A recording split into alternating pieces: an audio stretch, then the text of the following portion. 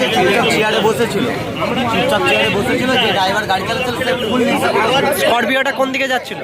Scorpio দিকে যাচ্ছিল, ফুল নেশা করেছিল, ফুল নেশা করে নর্মাল চুপচাপ বসেছিল। বসে থাকালীন আসার পরে পুরো একদম সাপটে মেরেছে। কোন দোকানে যে মেরেছে, দোকানের কিছু ক্ষতি হয়েছে? দোকান বলতে ওই দিকে দেখো না, দোকান কোনো কিচ্ছু নাই। দোকান এদিকে যেই চা দোকানে মেরেছে সেই দোকানের কোনো কিচ্ছু নাই। সামনে বিরিয়ানির দোকান, এই দোকানটা পুরো ভেঙে দিচ্ছে। স্করপিওতে কজন ছিল? গাড়িতে কজন ছিল? গাড়িতে ও একাই গাড়ি চালাচ্ছিল, মানে ফুল নেশা করে গাড়ি ছিল। যাকে মেরেছে তার আর কোনো খবর নেই, মানে যা গুরুতর অবস্থা, বাঁচবে নাকি কোনো গাড়ি। যে মেরেছে সে। এটা কোন জায়গা দাদা? এটা কোন জায়গা? এটা বাস্তব।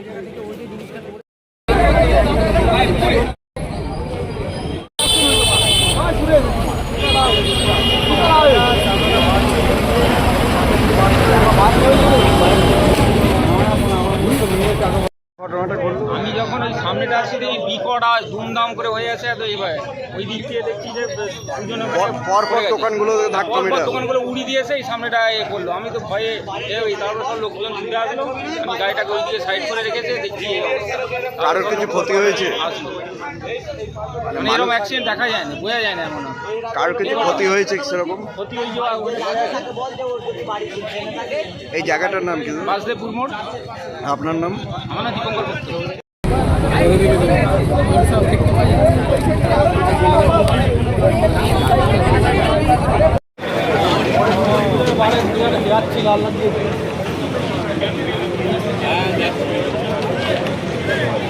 ঘটেছিল বলতে একজন নেশা করে আসছিল, ড্রাইভারটা নেশা করে আসছিল, ও চুপচাপ চেয়ারে বসেছিল। গাড়িটা এই দিক থেকে যেমন এই দিক তারকেশ্বর রোডে আসছিল, চুপচাপ আসছিল। যাকে মেরেছে সে চেয়ারেতে বসেছিল, চেয়ারে বসে থাকাকালীন গাড়িটা ওই জায়গা থেকে গতি হারিয়ে ফেলে। নেশা করেছিল ড্রাইভার, চুপচাপ চেয়ারে বসেছিল, যাচ্ছে তাই ভাবে মারলো। মারার পর সব দোকান ভাঙার পর এই জায়গায় এসে পৌঁছায়।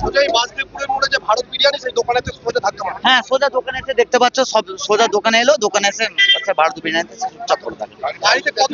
গাড়িতে একজনই ছিল, শুধু একমাত্র ড্রাইভার ছিল। ড্রাইভার ফুল নেশা করেছিল, ফুল নেশাগ্রস্ত অবস্থায় ছিল একজন।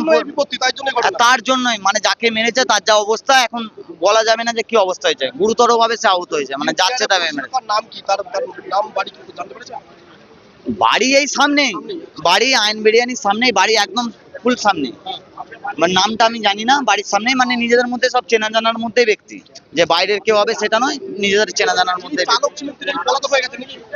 পলাতক বলতে তাকে ধরা হয়েছিল, সে এখন বেরিয়ে গেছে। এখন বেরিয়ে গেছে। হ্যাঁ, পুলিশ প্রশাসন এসছে, এবার যাও দেখাও। আমি তো চাইবো যে না, ওকে খুব শীঘ্রই ওকে অবশ্যই গ্যারেজ করে দেওয়া হোক, আমার ওইটাই চিন্তা। আমার নাম সুমন। মর্মান্তিক বলা যেতে পারে ঘটনা, নেশাগ্রস্ত অবস্থায় একাধিক ড্রাইভাররা কিন্তু এরকম ভাবে দুর্ঘটনা ঘটছে। এর দায় কে নেবে?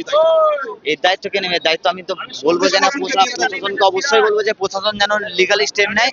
আজকে যেভাবে মেরেছে আমি যেন চাইবো যে প্রশাসন যেন স্টেপ নেয়। এইটা যদি প্রশাসনও স্টেপ না নেয় তাহলে আমি প্রশাসনের দোষ দেবো। আগে প্রশাসন যেন স্টেপ নেয় ব্যাপারটা।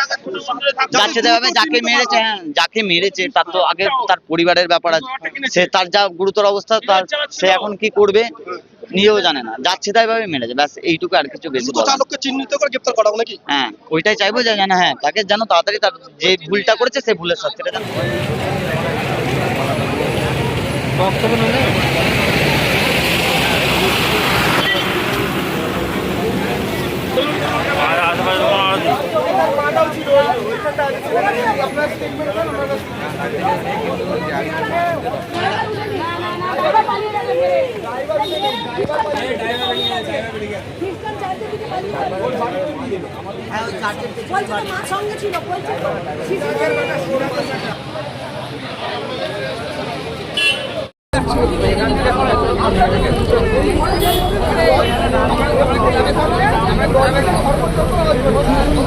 নিউনুর sofa centre.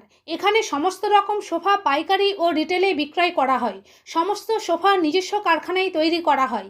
Proprietor Hanif Hossain Khan ও রুহুল হোসেন খাঁ, বড়ডোঙ্গল হাটতলা সিনেমা হলের সন্নিকটে, হুগলি। যোগাযোগ 7797170093 এবং 9382003105।